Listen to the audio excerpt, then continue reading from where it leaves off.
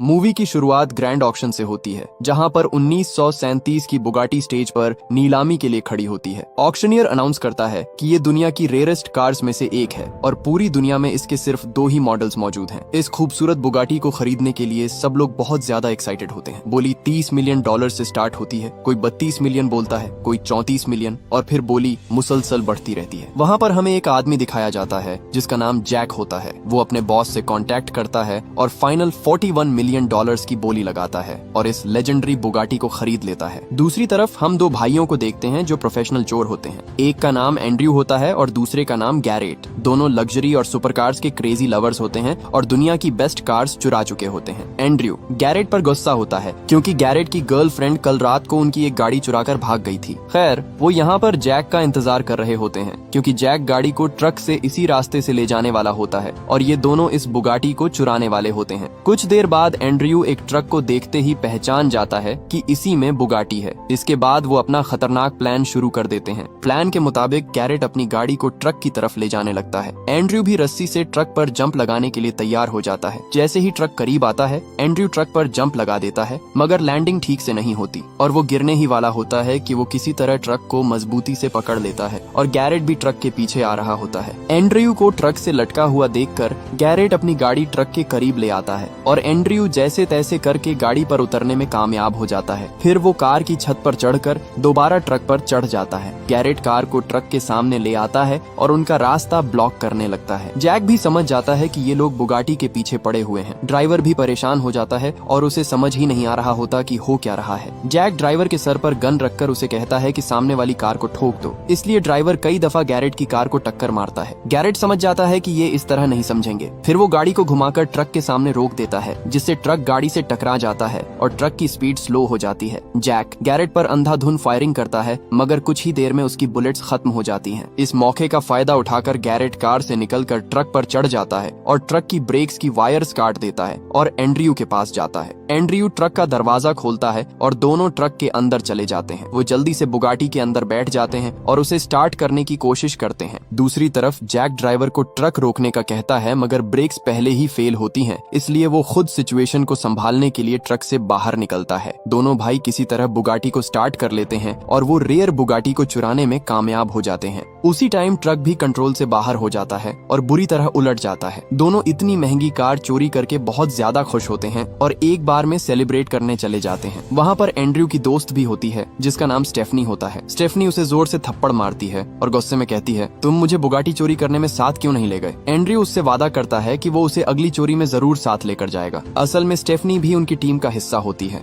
यहाँ हमें पता चलता है कि एंड्रयू और गैरेट बाप की तरफ से भाई होते हैं और महंगी कारें चुराना उनकी जिंदगी का मकसद होता है, मगर वो नहीं जानते थे कि कल उनके साथ क्या होने वाला है। अगले दिन बुगाटी को बेचने के लिए वो जिमी नाम के आदमी के पास जाते हैं। जिमी ने ही इन दोनों को कारें चुराने का काम दिया होता है, लेकिन जिमी यह कार लेने से इनकार कर देता है क्योंकि वो जानता होता है कि यह कार किसी नॉर्मल इंसान की नहीं बल्कि एक बहुत ही ताकतवर क्रिमिनल की होती है। तब गैरेट जिमी को समझाता है कि हम टाइम पर कार लेकर आए हैं, इसलिए हमें इसके पैसे दे दो। तभी जिमी अपने आदमियों को इशारा करता है और वो इन दोनों को पकड़ लेते हैं। फिर उनके दरमियान जबरदस्त फाइट होती है, मगर जिमी के आदमी ज्यादा होते हैं और वो इन दोनों को मार कर बेहोश कर देते हैं। असल में जिमी इन दोनों को कार के रियल ओनर के पास कार के साथ वापस करने वाला होता है क्योंकि जिमी उससे पंगा नहीं लेना चाहता था। उसी टाइम जैक भी बुगाटी को ढूंढता हुआ वहाँ आ जाता है। जिमी उसे देखकर बहुत ज्यादा डर जाता है और कहता है कि मुझे नहीं पता था ये कार किसकी है, तुम कार लेकर जा सकते हो। जब एंड्रयू और गैरेट को होश आता है तो उनके सामने बुगाटी का रियल ओनर खड़ा होता है जिसका नाम मोरियर होता है। ये दोनों ऊंची जगह पर कुर्सियों के साथ बंधे होते हैं और इन दोनों को यहाँ पर लाने वाला जिमी होता है। मोरियर एक पावरफुल बिजनेसमैन होता है। मोरियर उन्हें अपनी स्टोरी सुनाता है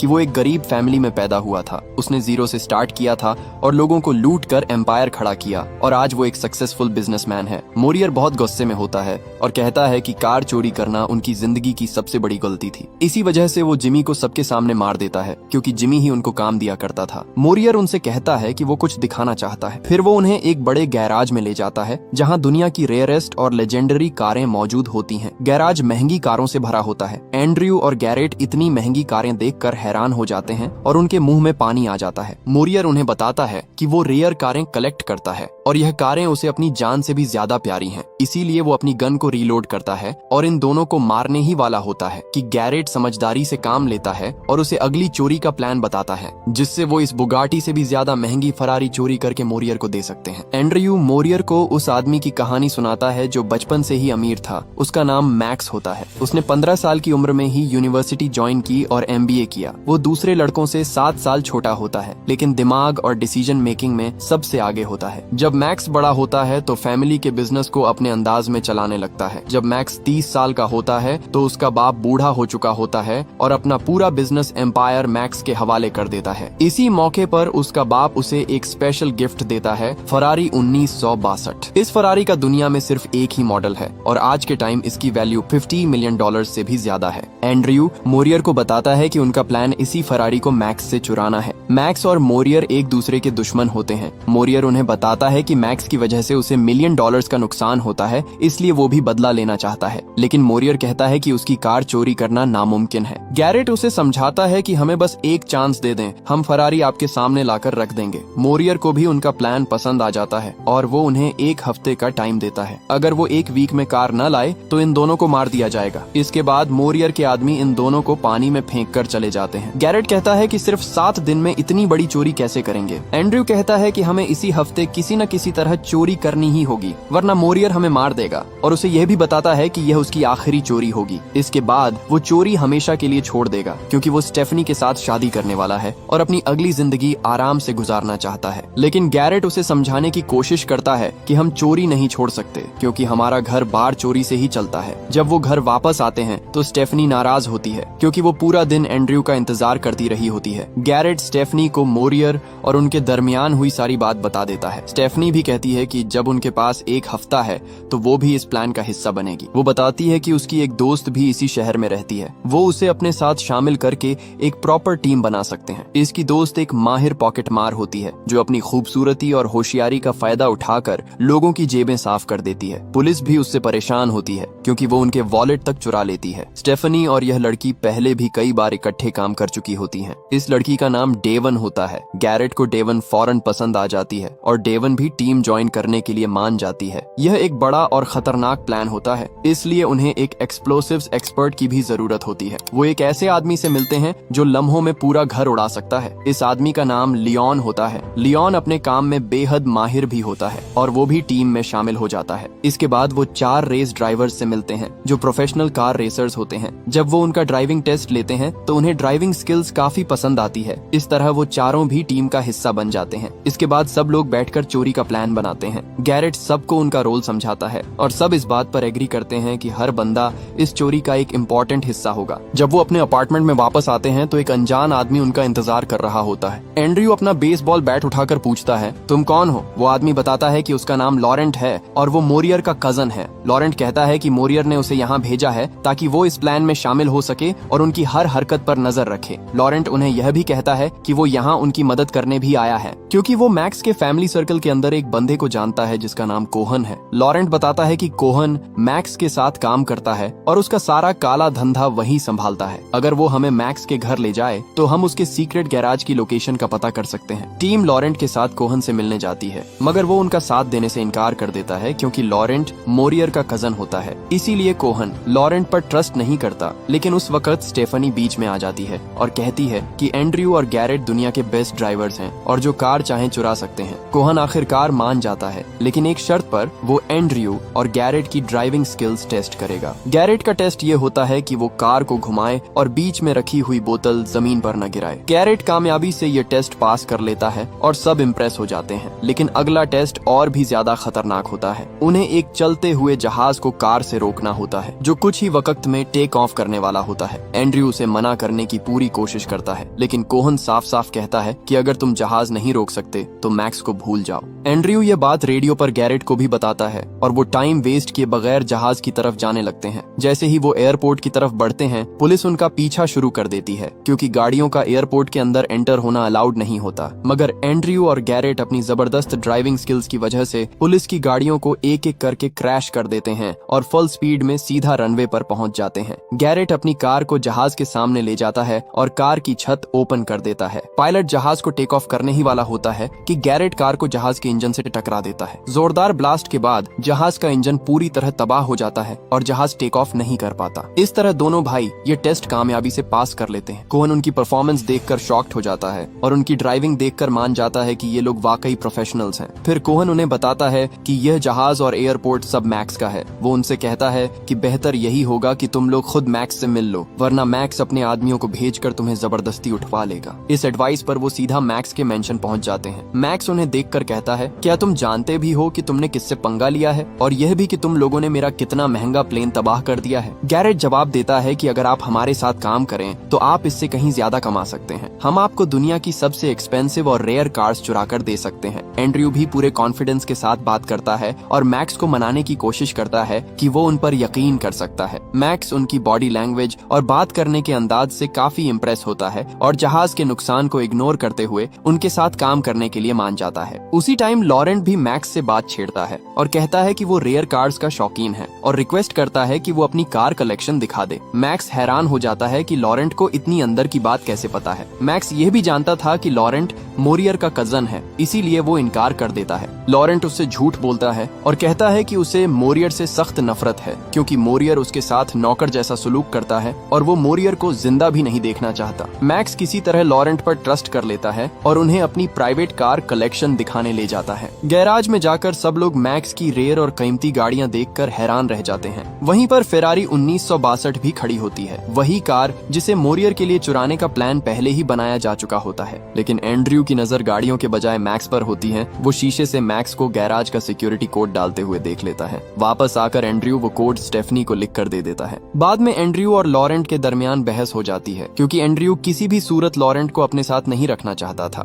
उसे डर होता है कि लॉरेंट कहीं मैक्स और उनके दरमियान होने वाली डील मोरियर को न बता दे। जब वो सब वापस अपार्टमेंट पहुंचते हैं तो वहाँ 2 इंटरपोल ऑफिसर्स उनका इंतजार कर रहे होते हैं। वो बताते हैं कि वो यूरोप में रेयर कार्स की चोरी की इन्वेस्टिगेशन कर रहे हैं और हर केस में सिर्फ 2 भाइयों का नाम सामने आता है, जो कि आप दोनों हैं। जाते जाते वो वार्निंग देते हैं कि अगली बार वो उनके खिलाफ सबूत के साथ आएंगे। पहले तो सिर्फ मैक्स और मोरियर उनके पीछे थे, मगर अब इंटरपोल भी इन दोनों भाइयों के पीछे लग चुकी है। इसके बाद एंड्रयू और गैरेट आपस में बात करते हैं। एंड्रयू परेशान होता है क्योंकि यह पहली बार है कि उसे किसी बड़ी टीम पर डिपेंड करना पड़ रहा है। गैरेट उसे समझाता है कि अपनी टीम पर ट्रस्ट रखो, हम इस मुसीबत से निकल जाएंगे। दूसरी तरफ स्टेफनी मार्केट में शॉपिंग करने के लिए जाती है। अचानक जैक खामोशी से उसके पास आ जाता है और उसे किडनैप करने की कोशिश करता है और कहता है कि बिना आवाज निकाले उसके साथ चलो। स्टेफनी समझदारी से काम लेती है। वो जानबूझकर एक एप्पल चुरा लेती है। जैसे ही दुकान वाला आदमी उससे एप्पल लेने के लिए आता है, स्टेफनी सिचुएशन का फायदा उठाती है और वहाँ से भाग जाती है। इसी भाग दौड़ में एक और आदमी सामने आ जाता है और मिलकर स्टेफनी को पकड़ लेते हैं। दूसरी तरफ एंड्रयू और गैरेट भी कहीं जा रहे होते हैं, मगर उनके सामने मोरियर के आदमी आ जाते हैं और उन पर फायरिंग करने लगते हैं। वो दोनों गुंडों से बचकर जब घर आते हैं तो डेवन उन्हें बताती है कि मोरियर ने स्टेफनी को किडनैप कर लिया है। ये सुनते ही एंड्रयू का गुस्सा आउट ऑफ कंट्रोल हो जाता है। वो बिना किसी डर के मोरियर के घर पहुंच जाता है। वो जैक को भी बुरी तरह पीट देता है, मगर मोरियर गन निकालकर एंड्रयू से कहता है कि अगर अपनी दोस्त को जिंदा देखना है तो बिना सवाल किए मेरे साथ चलो। वो उनको अपने गैराज में ले आता है, जहाँ पर स्टेफनी को स्टार्ट गाड़ी के नीचे बांधा होता है और उसके सर के ऊपर व्हील घूम रहा होता है, जो किसी भी लम्हे गिर सकता था। मोरियर कहता है कि अगर तुम इसको बचाना चाहते हो तो मैक्स की फेरारी मुझे जल्द से जल्द ला कर दोगे, मुझे अपना प्लान भी बताओगे और अपनी पूरी टीम से भी मिलवाओगे। एंड्रयू कहता है कि मैं कल सुबह तुमको अपनी टीम से मिलवाऊंगा और उसी जगह प्लान भी बता दूंगा। इसके बाद स्टेफनी को गाड़ी से निकालकर कमरे में बंद कर दिया जाता है। अगले दिन एंड्रयू मोरियर को अपनी पूरी टीम से मिलवाता है और उसे प्लान बताता है कि वो सबसे पहले बुलडोजर चोरी करेंगे, फिर वो पुलिस की गाड़ियां और उनकी यूनिफॉर्म चोरी कर लेंगे। इसके बाद डेवन मैक्स को फोन करेगी कि पुलिस रेड करने आ रही है, जल्दी से निकल जाओ। जब वो अपने घर से भाग जाएगा तो बाद में हम उसकी फेरारी चोरी कर लेंगे। एंड्रयू मोरियर को यह प्लान बता ही रहा होता है कि वहाँ पर मैक्स के ढेर सारे आदमी आ जाते हैं और कुछ देर बाद मैक्स भी हेलीकॉप्टर पर आ जाता है। मैक्स मोरियर के पास जाता है और उसे कहता है कि मुझे मालूम है तुम मेरी गाड़ी चुराने वाले हो, चाहे तुम्हारा जो भी प्लान है मैं तुमसे 10 कदम आगे हूँ। ये कहकर मैक्स वहाँ से चला जाता है। मोरियर को मैक्स पर बहुत ज्यादा गुस्सा आता है और वो एंड्रयू से कहता है कि कल इसकी टीम मैक्स की फरारी चुराएगी और कल वो इसी जगह पर गाड़ी लेने आएगा। मोरियर लॉरेंट को टीम पर नजर रखने का कहता है। रात के टाइम एंड्रयू, गैरेट और लॉरेंट बैठकर बातें कर रहे होते हैं कि अचानक वही दो इंटरपोल ऑफिसर्स वहां आ जाते हैं। ऑफिसर्स को शक होता है कि यह लोग कोई बड़ी प्लानिंग कर रहे हैं। ऑफिसर्स उन्हें धमकी देते हैं कि उनकी नजर हर वक्त इन पर है। सिचुएशन हैंडल करने के लिए एंड्रयू लॉरेंट से फेक फाइट शुरू कर देता है ताकि ऑफिसर्स को लगे कि यह लोग एक दूसरे को पसंद नहीं करते। एंड्रयू फुल फोर्स के साथ लॉरेंट को पंच मारने लगता है। ऑफिसर्स बीच में आ जाते हैं और इस तरह उनकी लड़ाई खत्म होती है। लॉरेंट के साथ जो कुछ हुआ होता है उसके गुस्से में वो स्टेफनी पर हाथ उठाता है, लेकिन स्टेफनी अपना माइंड यूज करती है और बड़ी चालाकी से उस रूम की चाबी चोरी कर लेती है जहां उसे बंद किया गया होता है। अगले दिन मोरियर उस जगह की तरफ जाता है जहां उसने एंड्रयू के साथ मैक्स की कार चुराने के लिए मीटिंग फिक्स की होती है, लेकिन वहां पर अचानक ऑफिसर्स आ जाते हैं और मोरियर से सवाल पूछने लगते हैं। दूसरी तरफ एंड्रयू की पूरी टीम चोरी करने के लिए तैयार होती है। यहाँ हमें पता चलता है कि असल में ये लोग मैक्स की नहीं बल्कि मोरियर की रेयर कार्स चुराने वाले हैं और ये सारा गेम मैक्स के साथ मिलकर खेला जा रहा है। वो सब बस में बैठकर मोरियर के घर जाने लगते हैं। दूसरी तरफ स्टेफनी उस रूम से निकल जाती है और आहिस्ता आहिस्ता सिक्योरिटी रूम तक पहुंच जाती है। वो सिस्टम को हैक कर लेती है और वो जानती थी कि टीम यहाँ पहुंचने वाली है, इसलिए वो इमरजेंसी अलार्म ऑन कर देती है। गार्ड्स को लगता है कि घर के अंदर कोई घुस आया है, इसलिए वो सभी घर के अंदर तलाशी लेने लगते हैं और स्टेफनी चुपके से घर से निकल जाती है। इसी वक्त एंड्रयू और उसकी टीम भी वहाँ पहुँच चुकी होती है और स्टेफनी अंदर से मेन गेट को ओपन करती है और पूरी टीम मोरियर के घर में घुस जाती है। लियोन फौरन गैराज के दरवाजे पर बम लगाता है और चंद सेकंड्स में गैराज का दरवाजा जोरदार धमाके से उड़ जाता है। इससे पहले कि गार्ड्स वहां पर आते, वो मोरियर की सभी कार्स को लेकर भाग जाते हैं। जब मोरियर के आदमी पीछा करने के लिए अपनी गाड़ियों की तरफ दौड़ते हैं तो पता चलता है कि लियोन ने उनकी गाड़ियों में पहले ही बम प्लांट कर दिए थे। जैसे ही लियोन बटन दबाता है, सारी गाड़ियां ब्लास्ट हो जाती हैं और टीम सेफली निकल जाती है। दूसरी तरफ जब मोरियर इन ऑफिसर्स को कोई इन्फॉर्मेशन नहीं देता तो वो उसे अरेस्ट करने लगते हैं। इसी टाइम मोरियर भी समझ जाता है कि ये असल इंटरपोल नहीं है। वो जैक को ऑर्डर देता है और वो उन दोनों पर फायर करने लगता है और गोली एक ऑफिसर्स के शोल्डर्स पर जा लगती है। मोरियर इस मौके का फायदा उठाकर वहां से भाग जाता है। मोरियर समझ जाता है कि एंड्रयू ने इसकी कार्स चोरी कर ली हैं, इसलिए वो तेजी से उनकी तरफ जाने लगता है। हाईवे पर एंड्रयू अचानक कार रोकता है और स्टेफनी की तरफ देखता है और कहता है, तुम मुझसे शादी करोगी? स्टेफनी भी खुशी खुशी मान जाती है और फौरन यस कह देती है। वहाँ पर मोरियर भी उनके पीछे आ रहा होता है। एंड्रयू उसे कंफ्यूज करने के लिए रास्ता चेंज कर देता है और टीम को दो हिस्सों में डिवाइड करता है, लेकिन मोरियर और लॉरेंट एंड्रयू के पीछा करने लगते हैं। फिर एक लॉन्ग और इंटेंस चेज स्टार्ट होती है। लॉरेंट एंड्रयू के बिल्कुल करीब आ जाता है और एंड्रयू को गोली मारने ही वाला होता है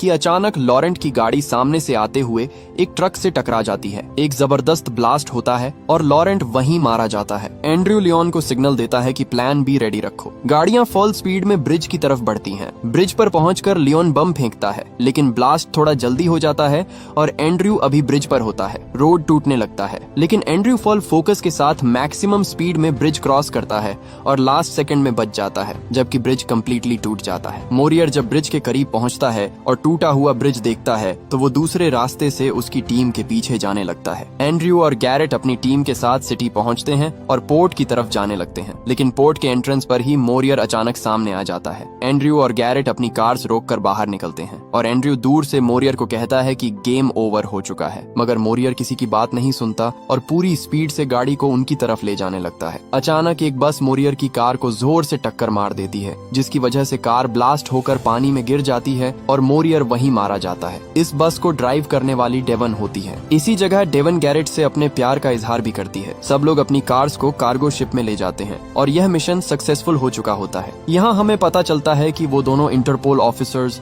असल में शुरू से एंड्रयू के साथ काम कर रहे थे। साथ ही एक और बड़ा ट्विस्ट आता है कि मैक्स भी शुरू से एंड्रयू और गैरेट के प्लान में शामिल होता है। असल प्लान बुगाटी चुराना नहीं था, बल्कि बुगाटी सिर्फ एक चारा थी ताकि मोरियर को फंसाया जा सके और उसकी रेयर कार्स चोरी की जा सके। मैक्स एंड्रयू और उसकी टीम से काफी इम्प्रेस होता है, लेकिन वो नहीं जानता कि उसे मोरियर से भी बड़ा झटका लगने वाला है। कुछ दिनों के बाद हम देखते हैं कि डेवन मैक्स की फेरारी लेकर आती है, जिसकी प्राइस $50 मिलियन होती है। असल में एंड्रयू ने डेवन को मैक्स के गैराज का कोड दे दिया था और वो एक अलग टीम के साथ मैक्स की सभी महंगी फेरारीज चोरी कर लेती है, जो कि मोरियर की रेयर कार्स से कई गुना महंगी होती हैं। यानी उन्होंने मोरियर और मैक्स दोनों का इस्तेमाल किया और इसी के साथ कहानी खत्म हो जाती है। अगर वीडियो अच्छी लगी हो तो वीडियो को लाइक और चैनल को सब्सक्राइब जरूर कीजिएगा।